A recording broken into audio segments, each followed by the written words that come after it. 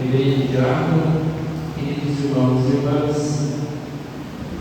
o Evangelho de hoje por si só já é uma grande catequese, mas eu gostaria de observar alguns pontos também que são importantes na nossa vida de comunidade, na nossa vida de igreja. A segunda leitura que nós ouvimos é a carta de São Paulo aos Filipenses, que diz que Jesus Cristo, Filho de Deus, existindo como Deus, ele não se apega à sua glória, mas ele se esvazia da sua glória e se torna semelhante a um escravo. Na verdade, quem são os escravos? São aqueles que não têm ou que não podem usar a sua vontade própria. O escravo é alguém que perdeu a sua liberdade. Todos nós nos tornamos, pelo pecado original, escravos de nós mesmos, dos nossos próprios caprichos e do nosso próprio egoísmo. Jesus, quando assume a natureza humana, ele não pode se tornar escravo do pecado, porque ele não peca, ele é Deus, não erra. Então, como Jesus se faz escravo? Nós vimos hoje no Evangelho, né? Esse Evangelho muito bonito porque mostra justamente a fidelidade de Deus, a infidelidade do homem. É um detalhe profundo quando, na última ceia, Jesus revela: um de vós vai me trair. E quando os apóstolos começam a comentar, provavelmente a cochichar, quem será que é o traidor?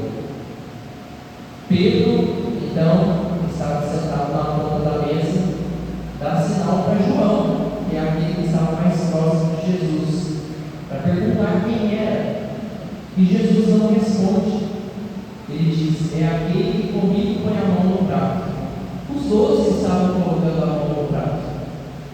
E todos, com exceção de São João, segundo o Evangelho de João, com exceção do discípulo amado, todos traíram Jesus em algum momento. Todos nós traímos Jesus em algum momento. Porém, no Getsemane, quando Judas se aproxima, Jesus o recebe, não é com falsidade: amigo, o que vieste? Muito profundo isso também, né? Toca no fundo da nossa alma. Que mesmo quando nós ofendemos a Deus, Deus nos trata da mesma forma. Amigo, amiga. E Jesus, levado diante das autoridades judaicas, que era a igreja, né, daquele tempo, é a igreja daquele tempo. Jesus é levado diante das suas próprias, dos seus mestres, dos seus doutores, e ele não responde nenhuma das acusações. Por quê? Porque Jesus precisava também cumprir a profecia. A primeira leitura que nós ouvimos é a profecia de Zacarias, que fala do servo, aliás, é o cântico do servo sofredor, a primeira leitura. E justamente a profecia diz respeito de um Senhor que vem e que se entrega silenciosamente. Então Jesus cumpre tudo as profecias do Antigo Testamento. Muito bonito também a profecia de Zacarias, que fala sobre o servo, que fala sobre o cordeiro, que é entrega. E Jesus vai cumprir todas essas profecias em silêncio. E por que ele não fala nada? Pilatos fica impressionado, porque diante das acusações Jesus não rebate.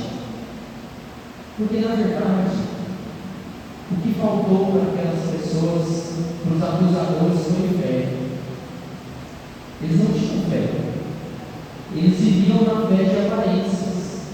E quando o Messias se apresentou para eles não aceitaram. É mais ou menos o que o diabo fez. Lúcifer faz? Ele não aceita a verdade. Eles também não aceitam que Jesus é Deus.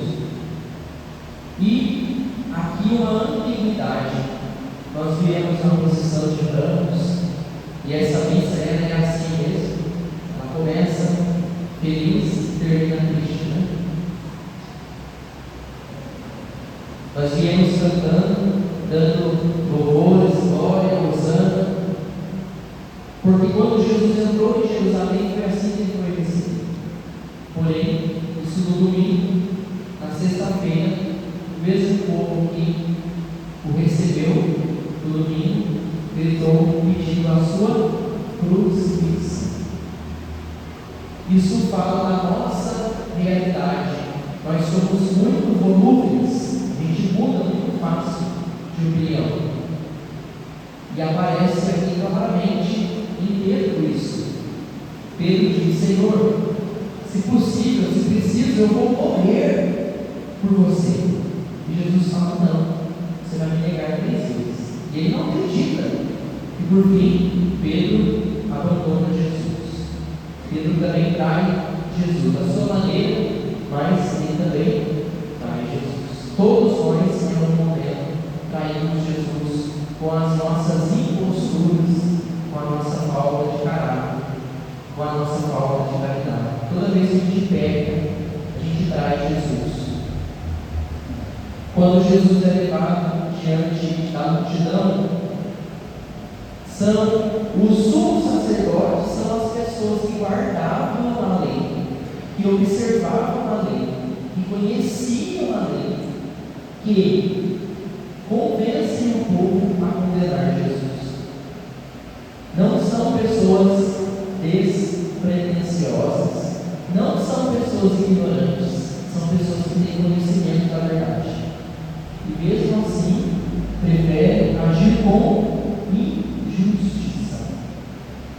As injustiças que acontecem no mundo não acontecem por falta de conhecimento, acontecem por falta de caráter,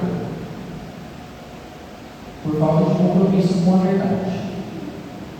E Jesus então é entregue e colocado ao lado de um facílano, um assassino, um ladrão, que era Barrabás. E a pergunta de Pilatos também tem um sentido muito profundo: quem vocês querem que eu solte? Jesus, que vocês chamam Filho de Deus, ou Barrabás? A palavra Barrabás, Bar significa filho, e Abás, Abá, é o pai, né? Barrabás é o filho do pai, e o outro é o filho de Deus. Quem vocês querem que eu solte? Ou seja, quem vocês escolhem? O filho do homem, o filho do pecado? Vocês preferem ficar no pecado? Ou vocês querem o filho de Deus? Crucificam, é a resposta da multidão. E aí Jesus é levado. Então, durante vários momentos da Via Sacra, Jesus teve a oportunidade para se arrepender, né? E por fim, Jesus é crucificado fora da cidade de Jerusalém, num lugar chamado Gólgota, que era, Gólgota significa lugar da caveira. Esse lugar era um monte de pedras, onde havia muitas pedras ali que não serviam para nada, não serviam para construção, porque eram pedras muito porosas. Isso em arqueologias mais recentes que foi se constatar de fato, né? Então era um monte onde o povo dizia que Adão tinha sido enterrado, porque é um lugar que não serve para nada, o lugar da caveira. Por isso, nas cruzes mais antigas, a gente sempre via debaixo da cruz uma pequena caveira, então o lugar da caveira. Aí nós lembramos também essa passagem: a pedra que os construtores rejeitaram tornou-se agora a pedra angular. Jesus é crucificado no lugar onde se acreditava que Adão havia sido sepultado, e o sangue de Jesus ali cai aquele lugar que era considerado um lugar imprestável. E aqui nós temos alguns grupos de pessoas que acompanham Jesus na sua paixão. Primeiro, como falei, os sumos sacerdotes e os doutores da lei. São pessoas que conhecem a lei e ignoram completamente Jesus. Depois, nós poderíamos citar também os peregrinos. Quem era essa gente que passava e zombava de Jesus? Os que passavam e zombavam de Jesus. Quem eram essas pessoas? Era um lugar de passagem ali. Porque no sábado, aliás, era sexta-feira, já começaria a preparação para a Páscoa. Existem relatos muito antigos de historiadores que diziam milhares de pessoas iam a Jerusalém para participar da Páscoa. Então, era uma multidão muito grande de gente que vinha chegando em Jerusalém. E essas pessoas viam a cruz, viam as 3 cruzes, viam a crucifixão e reconheceram Jesus, muitos deles.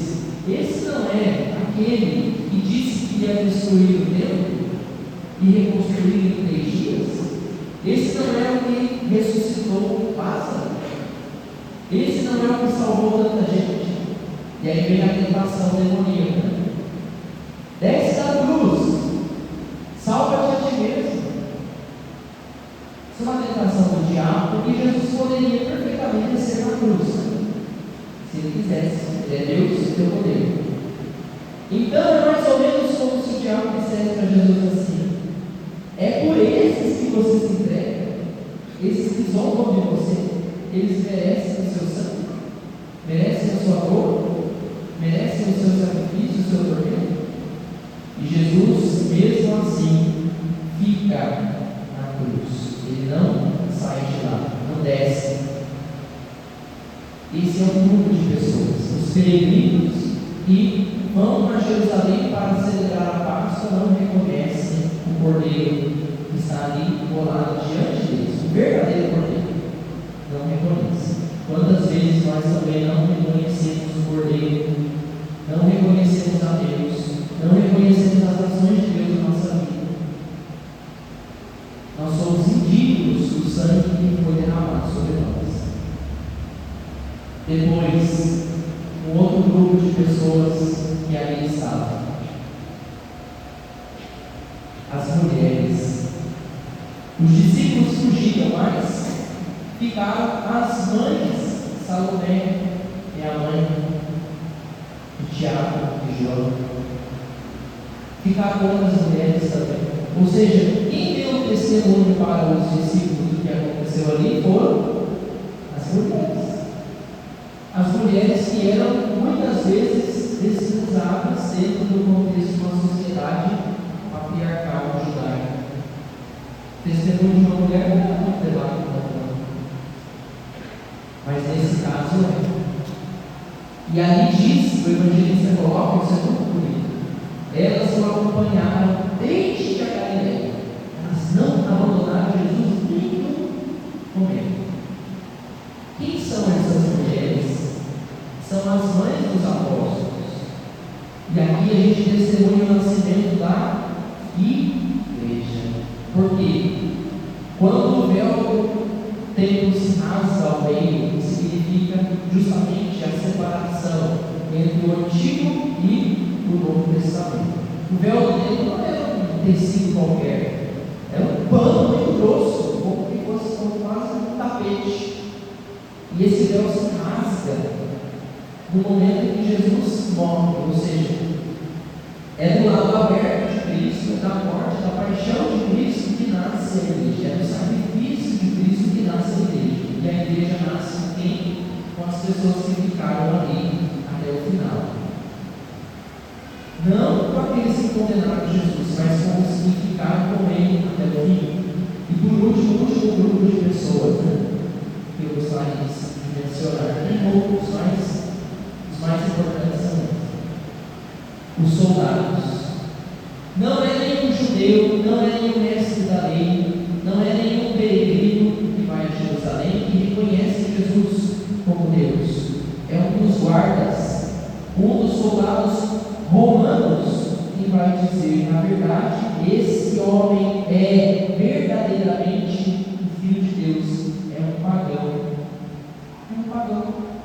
A igreja nasce aqui, com os pagãos, com as mulheres e com os discípulos que tiveram medo e fugiram.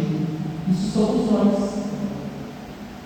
Pessoas muitas vezes fracas, que decidem seguir Jesus, e no seguimento, sim, nós nos tornamos fortes. Jesus nos alimenta com o seu corpo e com o seu sangue. A igreja nasce aqui. Hoje, domingo de Ramos é também chamado domingo da paixão do Senhor. E como a gente sabe, na sexta-feira da paixão não tem missa, né? Tem celebração da paixão, não é missa. Hoje nós celebramos a missa da paixão. Hoje, com justamente o coração aberto de Jesus na cruz, nós abrimos também a nossa Semana Santa. E a Semana Santa não é uma lembrança, a Semana Santa é uma vivência. Tudo aquilo que Jesus viveu, historicamente, nós vivenciamos ao longo desta semana, nas celebrações das quais nós vamos participar, principalmente no tríduo pascal. Quinta-feira Santa, o lava-pés. Sexta-feira da paixão, a celebração da paixão. E sábado e domingo, a Páscoa. Nós possamos acompanhar Jesus não só com a nossa memória, com o nosso coração distante, que a gente possa se aproximar de Jesus verdadeiramente. Peça hoje nessa missa a graça ao Espírito Santo que você possa experimentar, viver, acreditar no mistério que nós vamos celebrar. A vida de Jesus não termina na cruz, mas a vida da igreja começa na cruz. A nossa vida começa na cruz. Jesus se deixou crucificar por nós. A crucifixão é condenação dada para os escravos. Nós que merecíamos ser crucificados, Jesus foi crucificado no seu lugar, no meu lugar. Isso não pode passar no branco. Isso deve profundamente mexer com o nosso coração, com todo o nosso ser, com todas as nossas ações. E de fato a gente procure, ao longo dessa semana e da nossa vida também, vivermos como igreja verdadeiramente, uma igreja que se reúne ao redor do altar do sacrifício, ao redor do Gólgota, ao redor também da cruz de Cristo, na qual Ele derrama o seu sangue, na qual Ele se deixa prender por cada um de nós. Instante de silêncio, convido você a baixar a sua cabeça.